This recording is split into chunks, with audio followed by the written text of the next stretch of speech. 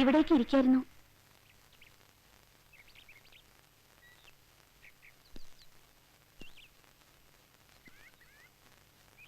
പാലുണ്ടായിരുന്നത് it's all right.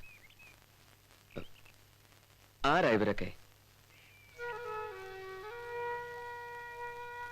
അനിയത്തിമാര്, പിന്നെ ഏട്ടത്തിയുടെ കുട്ടികള്. എന്ത് ചെയ്യുന്നു ഏട്ടത്തി? ഏട്ടത്തി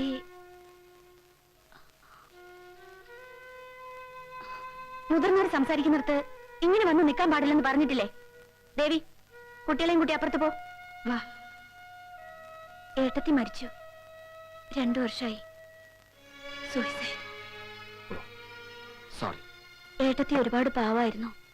സ്നേഹിച്ച് കല്യാണം കഴിച്ച ആള് ഒടുവിൽ ഉപേക്ഷിച്ചു പോയപ്പോ 2 കുട്ടികളുണ്ടെന്നും കൂടി ഓർക്കണ്ട.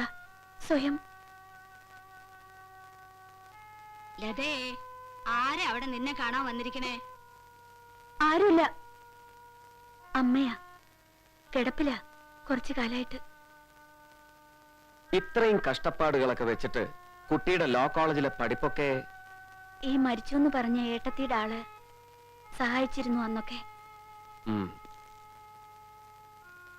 പിന്നെ അഡ്വക്കേറ്റ് ജോസഫ് പുറമാടത്തിന്റെ ജൂനിയർ ആയിട്ട് കുറച്ചു കാലം പ്രാക്ടീസ് ചെയ്തിരുന്നു അല്ലേ?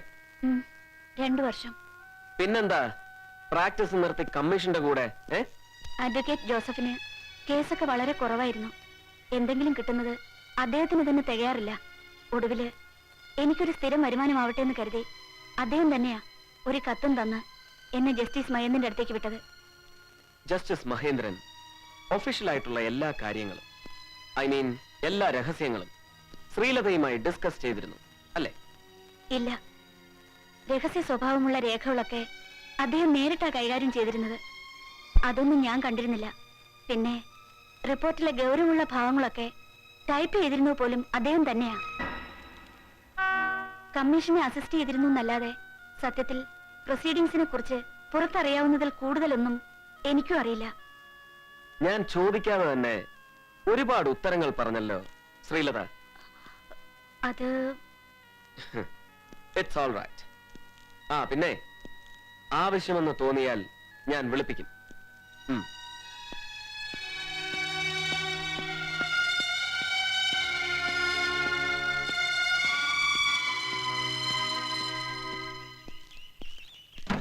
അല്ല സാറേ, ഇത്തവണ കൊച്ചു തമ്പുരാട്ടി അഴി എണ്ണുവോ? അല്ല, അകത്തു പോകുമോന്ന്?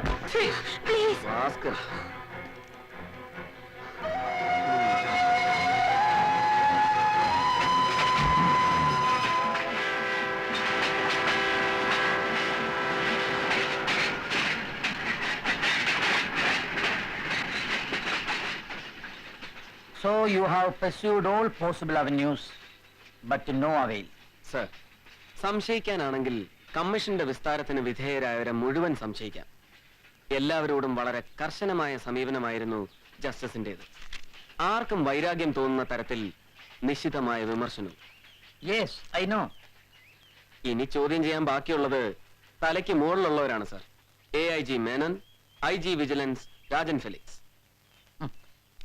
നിനക്ക് വേണ്ടി കാണാൻ അനുവാദം ചോദിച്ച് ഞാൻ വിളിക്കണ ഒരാളിനെ. He's my best friend. വേണ്ട സർ, അറിയാം. ഇന്ന് വൈകിട്ട് മെട്രോപൊളിറ്റൻ ക്ലബിൽ ചെന്ന് കാണാൻ അനുവാദം തന്നു കഴിഞ്ഞു. 2 ആള്.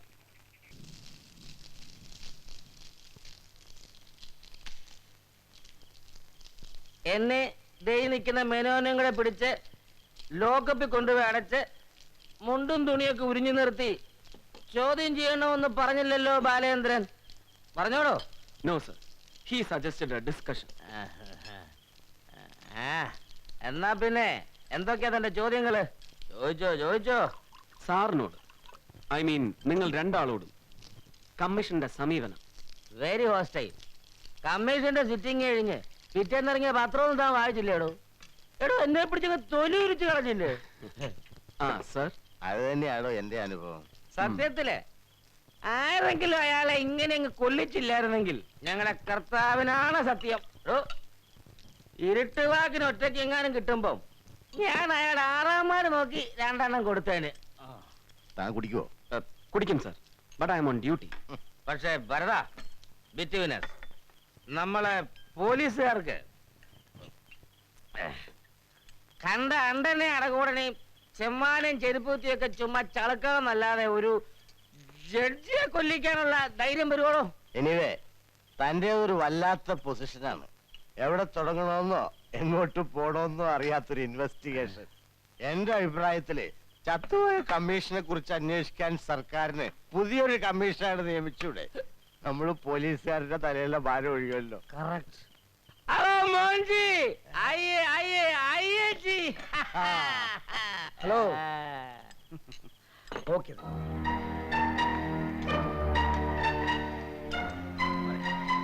ഓക്കെ ശരി.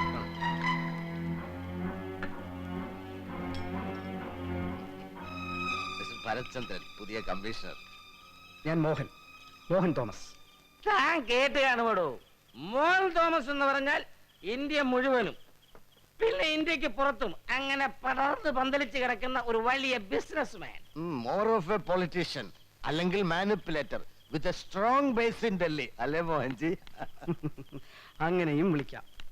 രാഷ്ട്രീയം, കച്ചവടം രണ്ടും കൂടിക്കലർന്ന ഉപജാപം. ഇതിലേതാണ് യഥാർത്ഥ തൊഴിലെന്ന് ചോദിച്ചാൽ ഇദ്ദേഹത്തെ ചിലർ ചിലപ്പം മന്ത്രി എന്ന് വിളിക്കും. വെറും മന്ത്രിയല്ല, കേന്ദ്രമന്ത്രി. ചിലപ്പോ ചിലര് MP എന്ന് വിളിക്കും. ഹേയ്, ഇത് രണ്ടുമല്ല, ആവണമൊന്നുമില്ല.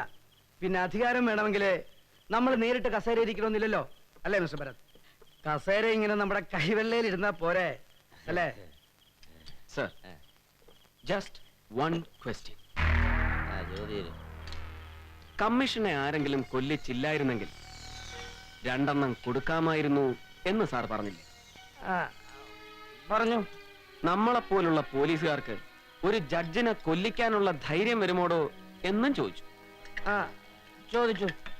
അപ്പോ കമ്മീഷനെ വകവരുത്താൻ വേണ്ടി അദ്ദേഹത്തെ ആരെങ്കിലും കൊല്ലിച്ചതാണ് എന്ന് സാറിന് ഉറപ്പുണ്ട്? അല്ല, അത് ഞാൻ പറഞ്ഞു. ഐ മീൻ, സാറിനെ പോലെ തന്നെ കമ്മീഷനോട് വൈരാഗ്യമുള്ള, സാറിനേക്കാൾ അധികാരവും സ്വാധീനവുമുള്ള മറ്റാരോ ആവാം, അല്ലേ sir? God nose. Thank you sir. That's all. അവന്റെ ഒട്ടുക്കത്തെ ചില ചോദ്യങ്ങള് സർ, ഇവിടെ പറഞ്ഞാടോ? സർ, പിന്നെ മോൻജി ഡൽഹി പോകുമ്പോ മന്ത്രി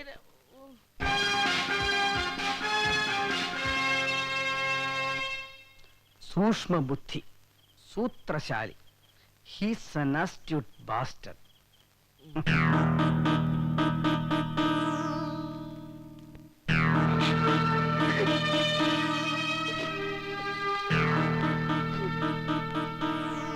വേണ്ട, വെറുതെ മോങ്ങണ്ട. നീ വഴിയല്ലെങ്കിൽ വേറെ ആരെങ്കിലും വഴി ഞാൻ അറിയുമായിരുന്നു കമ്മീഷന്റെ നീക്കങ്ങളെ കുറിച്ച്. പേടിക്കണ്ട, എല്ലാം ഒന്ന് തണുത്തോട്ടെ. പിന്നെ നീ മോഹൻ തോമസ് ഗ്രൂപ്പിലെ മുഴുവൻ സ്ഥാപനങ്ങളുടെയും ലീഗൽ അഡ്വൈസർ, അല്ലെങ്കിൽ സുപ്രീം കോടതിയിൽ കൊടികെട്ടിയ ഏതെങ്കിലും ഒരു ബാരിസ്റ്ററുടെ തിരക്ക് പിടിച്ച ജൂനിയർ അഡ്വക്കേറ്റ്. നോക്കിക്കോ, നീ ഇന്നുവരെ സ്വപ്നം കണ്ടിട്ടില്ലാത്തൊരു ലൈഫ് ഈ മോഹൻ നിനക്ക് തരും. കരച്ചിൽ നിർത്താനല്ലേടി പറഞ്ഞത്?